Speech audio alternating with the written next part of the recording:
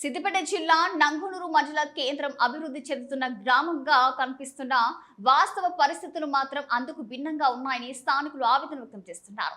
గాంధీ విగ్రహం సమీప ప్రధాన రహదారిలో డ్రైనేజ్ నీరు సక్రమంగా వెళ్లకపోవడంతో సుమారు 40 రోజుల క్రితం రోడ్డు తవ్వి వదిలేశారని ఆరోపించారు. అయితే నేటికి మరమ్మత్తు పూర్తి కాకపోవడంతో వాహనదారులు పాదచారులు తీవ్ర ఇబ్బందులు ఎదుర్కొంటున్నారని పేర్కొన్నారు. ఇప్పటికైనా సంబంధిత అధికారులు స్పందించి పెండింగ్ లో ఉన్న డ్రైనేజీ రోడ్ల మరమ్మతు పనులను వెంటనే పూర్తి చేసి ప్రజల సమస్యను పరిష్కరించాలని కోరుతున్నారు. నంగనూరు గ్రామానికి నమస్తే.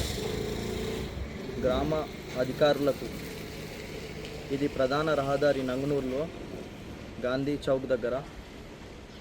ఇది ప్రధాన రహదారి. ఇప్పుడు పనులు ఆగబట్టి ఒక నెల 15 రోజుల నుంచి ఆగింది.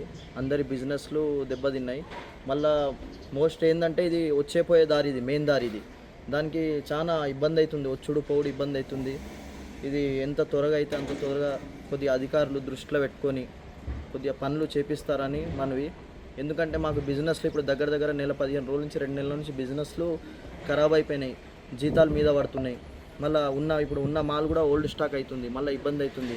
కొద్దిగా మీరు గమనించి మీరు దృష్టికి తీసుకొని మీరు కొద్దిగా త్వరగా పనులు చేపిస్తారని మా మనవి.